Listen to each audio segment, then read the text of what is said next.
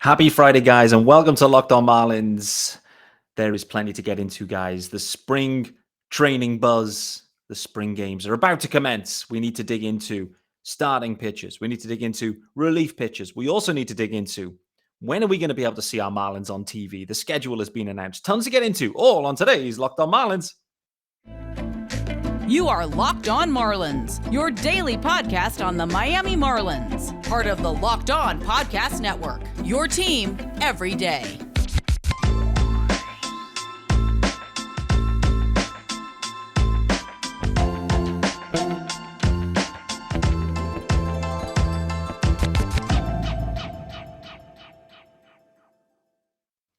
Greetings from England and welcome to Locked On Marlins. This is a daily Marlins podcast, part of the Locked On Podcast Network. It's your team every day. I'm your host, Peter Pratt. Hit me up on Twitter at Miami Marlins _UK. If you are listening to the pod, hit subscribe. Yes, there is a YouTube channel. Head over to there. Hit subscribe too. We need subscribers for no other reason than we want to get to 1,000. Why not? Numbers and 1,000 subscribers mean everything. Well, kind of. Anyway, welcome to Friday's episode. It's the 24th of February, guys. This is the last day for a while anyway, without Marlins baseball. So, that should be celebrated, perhaps. Today's episode wanted to wrap up, just in time, the spring battles conversation we've been having. Starting pitching, bullpen. Going to dig into those two topics, plus also some news, kind of. The broadcast schedule is available for spring games. So we know which Marlins games will be on the television. And equally, I guess the one topic we haven't talked about on this show anyway is the news regarding kind of Bally Sports more generally. It sounds it's worrying news, I guess, linked to that broadcaster. And I'm not completely sure how it how it will impact the Marlins potentially. Obviously, they're one of the broadcasters for the Marlins. They recently signed a new TV deal. So it's potentially up in the air about what that means for the Fish and their income or revenue associated with the TV deal they have signed if things go sideways with Bally Sports. We'll wait to see. Guys, but let's not start with doom and gloom. Let's start with position battles. But before we do that, this episode is brought to you by FanDuel Sportsbook. It's official sportsbook of Locked On. Make every moment more. You can visit fanduel.com/lockedon today to get started. More about those guys later on, and just a teaser, we've got a built ad as well. So look forward to that one. So guys, spring battles. We've been right through the roster positionally anyway, and there's certainly a few juicy ones out there. The one thing that I would call out that hasn't really emerged or evolved since since I started doing these episodes, we talked about first base, and obviously the Marlins were in on Yuli Gurriel. God, it's so hard to say, Yuli Gurriel. Anyway, the Marlins were in on him, offered him a deal, offered him a contract. He ghosted the Marlins, and so the Marlins said, well, see you later, Gurriel. Carry on. The Marlins kind of pulled back away from that by all accounts.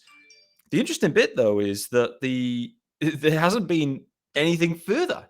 When we kind of think about, okay, you go after Gurriel because you need some depth at first base, nothing's really happened thus far. And so we'll wait to see what happens there. Gurriel hasn't signed anywhere yet, so you never know. There may still be time for a kiss and make up on that string. But I just wanted to call that out, that first base depth remains unsolved, I would say. And clearly with Garrett Cooper, there needs to be a way to give him some time off his feet at first base, clearly.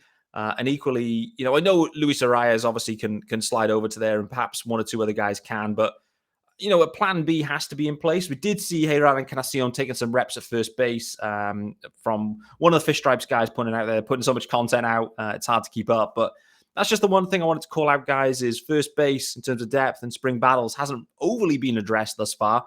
But this isn't a first base episode. This is a pitching episode. So I want to talk about starting pitching first and foremost. And I did touch on this in relative depth yesterday, but to put a bow on it, let's go through it. Here's what we know. It's Sandy Alcantara. There is no battle. Sandy will get the ball opening day, of course. There's what we know. He's the ace of the staff. He's the ace of the league. It is what it is. Then you look at Johnny Cueto, he will be obviously making the roster. We know that, and making the rotation. Interesting to see how they line everything up, particularly with Jesus Luzardo. It's clear that Jesus Luzardo, for certain, will be obviously making the rotation. Will be a big part of the rotation. It's interesting to see if they slip into Sandy, Luzardo, Cueto, if that becomes the top three, perhaps. And it doesn't have to be. I'm just wondering to see how they kind of go righty, lefty, righty, perhaps, or whatever it might be. You then have Edward Cabrera. Cabrera has no minor league option, so he has to be on this roster. Whether that's in the rotation is up for debate. Perhaps not, but I would assume so. I mean, Eddie Cabrera, was talked about last few weeks ago as potentially one of the huge breakout candidates here for the Marlins. Clearly, he showed up a little bit kind of doughy at the start of spring. It is what it is, and he'll work that off. But as long as the results are there and the velo's there and everything with Eddie, happy days. So really, the Marlins, from a rotation perspective, they have four guys that, in my opinion, are inked in. The conversation then centers around Trevor Rogers, and it centers around Braxton Garrett. Talked yesterday about this, notion of a six-man rotation. For me, I just don't see how that makes any sense. So for the purpose of this pod, let's assume it is a five-man rotation, a standard rotation. And the reason why I think this is interesting is the Marlins have such a limited amount of starting pitching actually on the 40-man that's usable right now, because Max Meyer's on the 40-man, not pitching this year. Sixto Sanchez on the 40-man, won't be pitching for a good portion of this year at the major league level anyway. And so it kind of thins out at starting pitcher from a 40-man perspective. Right now, clearly guys can be added, etc. And they can and they will be. Like if Yuri Perez is required, which he will be, and he will be up in all being well at some point this year, he will be added to the 40-man as part of that as well. But right here, right now, going into opening day, there's a limited number of starting pitchers that are on this roster that are healthy. And so that then brings us back to Trevor Rogers, Braxton Garrett. And I saw a nice article, actually, with Trevor Rogers. I think it was MLB.com. So go and check that out if you can. And it was interesting. Trevor talked about the issues mechanically and mentally. And I think we saw that, particularly from a mental perspective, we saw that as the year went on, where he was put on the IL for 3-4 weeks. There was nothing wrong with him. I remember it was like some elbow-related issue or arm issue. And next thing is he's up there going bananas in the dugout when the Marlins did something fun. And I was thinking, Trevor looks okay to me. And so it was one of those IL stints that was a mental break, which is fine. And, I think that's a part of Trevor, the growing pains. And there was a mechanical thing, and he just didn't feel right all year. We saw that all year. It didn't look right, didn't feel right. And so the question's going to be, this is where we get to the battle, guys, is how is it going to look for Trevor this spring? And what are the repercussions if it doesn't look good, I guess? In my opinion, the most likely situation here is that Trevor comes into spring and he has a 2021 spring. Screws his head back on. The mechanical issues, he's worked them out. Mentally, he's ready to go. The vibe is different. We all know the drill. Like, a lot of players are feeling kind of buoyant about the year ahead. Different year, different camp, different mentality. But with Trevor, this really hinges on him. If he comes back and it's 2021 Trevor, then he's making the roster. Plain and simple. Teams were in on Trevor heavily at certain trade discussions along the way at last year's deadline, in this offseason. Teams still see the value of Trevor Rogers, and he's so young as well. And the Marlins do too, and they want to give him every opportunity. And my feeling is that Trevor will show out in spring. It's possible that he is like the spring MVP, is the Lewis Brinson of 2023. We'll wait and see. And if that happens, really, there is no discussion. Trevor, he is fighting for his job, because Braxton Garrett equally was more impressive in 22, clearly. And so Braxton's there. Braxton wants to get the position too. But if Trevor comes in, does his job, and looks back to how he did, then it should be Trevor's role. And he would have earned it. What does that mean for Braxton? Braxton goes to AAA. Like I said yesterday, they need Braxton in AAA because the amount of pitching depth, starting pitching to start the year, is a bit thin. Braxton has to go down to AAA, continue to keep stretched out, ready to rock and roll. There is potentially a need in the bullpen in the future, but the need is greatest right now as a rotation depth piece, a sixth man, but is actually a AAA. So that's my expectations. That is the battle, though, guys. This comes down to, how does Trevor look?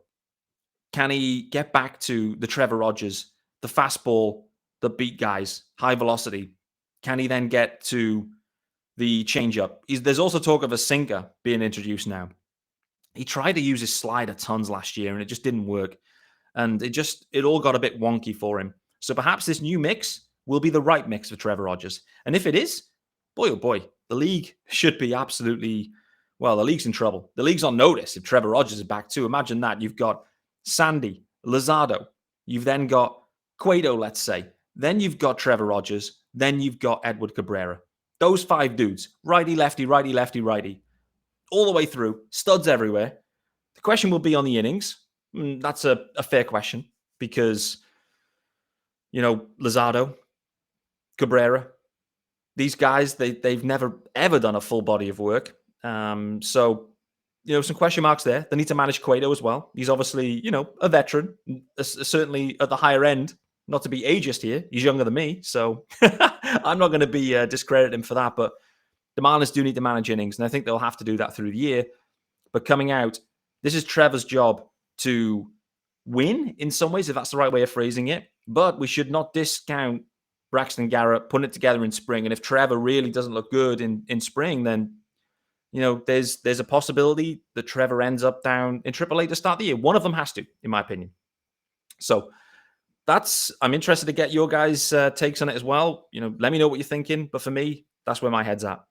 Let's let you know about our good friends over at Built Bar, though. We just got through those holidays, and I know my goal is to eat a little healthier this year.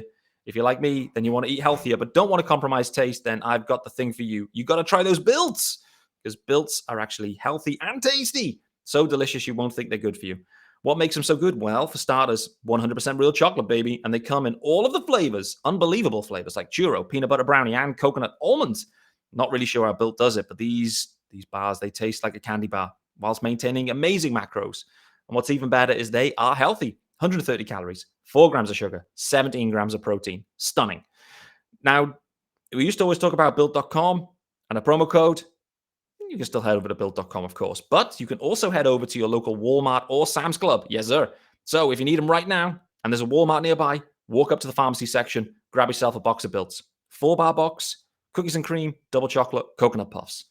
If you're thinking about Sam's Club, get yourselves in there. 13-bar box. Yes, sir. That will keep you going for a couple of weeks. It's got all the hit flavors in there. Brownie batter, churro. It's got it all. Thank me later, guys. Enjoy those Builts. Yes, sir. Okay. Reliever season. Let's get into the relievers. In many ways, much of this, in my opinion, is already inked in, let's say. So there's a number of guys that in terms of battles, not too much of a battle. The battle perhaps will be who gets the leverage and how do people look. I think we're all particularly interested to see what Matt Barnes looks like, for certain. I'm also particularly interested to see what Tanner Scott looks like and what the command looks like with Tanner Scott. Floro, is it Floro, from last year at the back end of the year? Is it dependable Floro? I think it will be. No reason to think it won't be. So that's another one. And then it all, comes down to Puck as well, right? We're interested about Puck. What does he look like? What kind of role can he take? And the name that I haven't really spoken about too much, and the main reason is I don't know a ton about him yet. And it's not he's not the biggest name in there. And actually, I'm not 100% sure how to pronounce it. Is it Chargot? Is it Chargois? Not sure. Nevertheless, I think sneaky bullpen arm. And he's going to make the roster. All of those 5 guys I've just mentioned are inked in. You've then got Stephen O'Kurt for certain. So that's 6 guys in there that will be making this roster. Then you start to think about who else could be. So this is where I think the battle is. There's a battle for leverage. Skip is saying we're going to use our best guys against their best guys. So that says to me, we'll mix and match some of the, those 4 dudes that have got closing experience, see which one looks the best, see which one ascends. That's likely the way to play it. Then let's think about the other part of this bullpen too. Because there's some question marks here. There's some question marks because there's a few guys that have gone from last year. not on the roster as well. I guess like Dan Castano, I think is a good example of that. He actually cleared waivers, stayed with the Marlins. He's not on the 40-man. He's a non-roster invitee right now. So the question there on Castano is, and from a Marlins perspective, when they clear Max Meyer and they clear Tony Bender, there's no reason why they can't add Dan the Man Castano back onto the roster. Perhaps if they want to go down that path. And I do think that's a possibility. I have to call that out. Is Castano? He's been around the Marlins for some time. He's been dependable overall. He's been dependable. There's nothing wrong with Castano at all. At the time, the Marlins have got to make roster decisions. How do you get a guy through that maybe won't be claimed, et cetera, et cetera? And with Castano, the gamble in some ways paid off. The Marlins added a ton of relievers onto the roster too, right? At the back end when they did this kind of, Rule 5 protection. So you've got some guys on there that, haven't, they're not big names in many ways, but are definitely ascending. Sean Reynolds is certainly a big name, a big man at 6'8". You've then got Josh Simpson, George Soriano, Eli Villalobos. Not 100% sure on that pronunciation either. The Marlins keep testing me. But I'd say that cluster of guys, Reynolds, Simpson, Soriano, Villalobos, I'd say those are very much most likely to start in the minor leagues. Then you come to the question around this cluster of guys, in my opinion. Andrew Nardi, Tommy Nance. I guess Brazoban is in a bit of a different spot right now. There's visa issues with Brazoban. He's expected to work that through. He is throwing. He's following his own progression, etc. But fundamentally, Brazoban is going to be late to spring. And so I think that, potentially takes him out of obvious consideration right now. And you maybe expect him to start down at the minor league level, perhaps just because he's a little bit behind. So I think you then end up thinking about bullpen battles, Nance, Nardi, obviously any of those minor league guys potentially. But then you've got the non-roster invitees battling away too. Mentioned yesterday, Devin Smeltzer. For me, I think Smeltzer makes this roster. You've also then got what seems to be now Noah Berger's new stan, Chichi Gonzalez. I mean, the only clip I saw of Chichi Gonzalez was him being absolutely blown up last year. But by all accounts, the guy's getting eyeballs on it. Chichi looks good. I love the name. And this is it for the Fish. I think they've got the way the roster sets up from a pitching perspective, with Sixto down, Bender down, Meyer down, a couple of guys that are really unproven, untested. They are going to need some length out of the pen. I do think there's a chance that Castano can make it. Certainly think that Smeltzer does. Chichi Gonzalez the same. Yes, I talked about Braxton Garrett maybe transition to the pen, but the Marlins need him stretched out, no doubt. So this is where I see the battles. It's going to be really intriguing. You know the drill with these bullpen guys. It's so volatile. Any one day, anything can happen. But my gut feel is Smeltzer makes the roster. And I'm also potentially thinking that so does Dan Castano once all's said and done, if there is indeed space for him. Castano, Smeltzer, the long man. Then you've got the full leverage guys. Plus you've got Oker and you've got Chagua. It's starting to look like a really decent pen there, I'd say. So we'll wait and see. For me, those are the battles. We can't rule out other guys joining joining camp along the way. We'll wait and see. But for the Marlins, it's interesting. I think if how they get some length and some long man action out of this pen, and who kind of fills those roles, because they've kind of mixed and matched around that before with some success. I would say I think they've been pretty good at identifying some long men. But in the meantime, let's tell you about our good friends over at FanDuel. Of course, the graphics are up. So let's get it rolling, guys. The midway point of the NBA season is here, and now is the perfect time to download FanDuel. It's America's #1 sportsbook. New customers get a no-sweat first bet up to $1,000. That's bonus bets back if your first bet does not win. All you got to do, download the FanDuel Sportsbook app. It's safe, secure, and super easy to use. You can bet on everything from money line to point scorers and the number of threes drained. That could be high based on the modern-day NBA, by all accounts. Plus, FanDuel even lets you combine your bets for a chance at a bigger payout with a same-game parlay. Love those parlays. So don't miss the chance to get your no-sweat first bet up to $1,000 in bonus bets when you go to FanDuel.com/lockedon. Reminder, that is FanDuel.com/lockedon to learn more. Make every moment more with FanDuel, an official sports betting partner of the NBA. All right, then, guys, wrapping up this episode with some programming notes. Firstly, the news that broke, I guess, kind of last week around Bali, and the fact that many teams have contracts in place for Bali to be providing the local market coverage of the Marlins and other teams, and the fact that they are in potentially a process of needing to file for bankruptcy. What does this mean for the teams? What does it mean for baseball? What does it mean for coverage? I think Rob Manfred on the front foot, what did he say? Won't be a problem with games. You're going to be able to see every game. So the first problem, there isn't one. They'll find a way to cover the games and make sure every game is televised of every team. Whether that's local, whether that's MLB, it is what it is. So that's the first thing. I think what it gives Major League Baseball, Rob Manfred, others out there to think about is what does the future of baseball broadcasting rights look like? This is potentially a decent opportunity for them to assess the landscape, consider what alternatives there could be, what modern approaches would be appropriate, what are the main bugbears of fans. Clearly, this whole kind of blackout situation with MLB TV is frustrating for fans, particularly because it seems to sprawl across such broad areas. Doesn't make a ton of sense. I don't have that problem in the main. Being in the UK, I can watch any team anytime, apart from the London games. When the London games are here, then they are blacked out. But not a problem, because I'm there in person, so happy days. Guess that's how blackout should work. Anyway, I think it's an interesting time and an interesting opportunity for Major League Baseball to potentially modernize their approach. We'll wait and see how it actually plays out.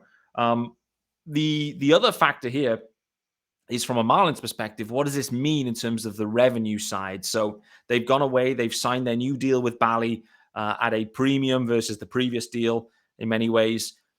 And I guess that's the potentially the risk for Bruce Sherman and the ownership group is all of a sudden our revenue, whatever amount they have allocated to this year, disappears, or a portion of it disappears. So that'll be potentially a risk. And if the Marlins going back to what Bruce said a few days back, if Bruce is saying this isn't a for-profit situation, we are putting every dollar back onto the field, and then all of a sudden, if the dollars they were expecting are taken away, then that creates a very uncomfortable position budget-wise for a team that potentially is running on fine margins. We don't know if that is exactly true or correct, but let's take it at face value.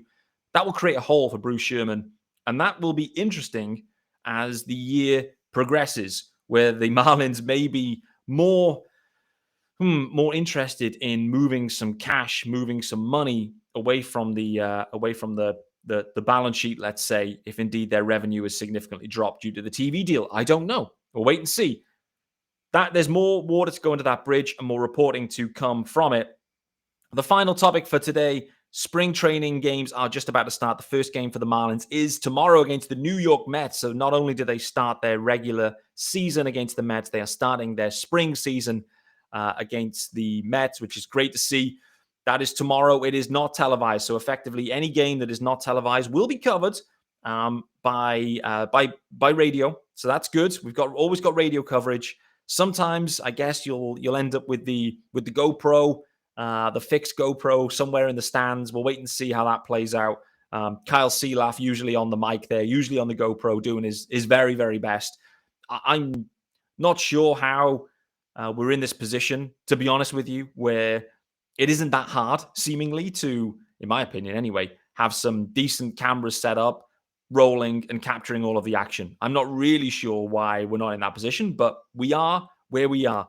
But the main news in some ways is that there's 7 Marlins games that are televised. So those that aren't going to be there in person, I won't be there in person, which is a shame. 7 games are televised, and the first of which will be on Sunday against the St. Louis Cardinals. That's big, like I mentioned yesterday, because you have Uri Perez pitching, Johnny Cueto pitching, and Jazz Chisholm Jr. making his debut in center field. First ever time playing professionally or potentially at any level at center field. All eyes will be on Jazz, not just offensively, but defensively too, to handle it. How will he handle it? Like he handles everything, like an absolute stud, no doubt. But 7 games for the Marlins. They've also got a few coming down the pipes. You got a game against the Mets, Rays, another one with the Cardinals, Astros, another one with the Cardinals, and another one with the Astros. So a couple of games for us to see. What I would say is spring training is definitely now open. Why is it open? Because Lewis Brinson has just hit a home run in Japan. Yes, sir. That is the sign that spring training is now officially open. With that being said, thanks for making Locked On Marlins your first listen of the day. I hope you enjoy your Friday. I hope you enjoy your weekend and the first taste of Marlins baseball of 2023. If you're thinking about your second listen, head over to Locked On MLB Prospects. Lindsey Crosby has got you covered over there, and there is tons of prospect talk. I did see, I think that Fangraphs updated their rankings. They had Uri Perez, I think, at number 6. Jake Eder, I think, slid back kind of into the 60s, and Max Meyer just hanging on in the number 100 spot. So we'll perhaps dig into that, and potentially Lindsey Crosby is too.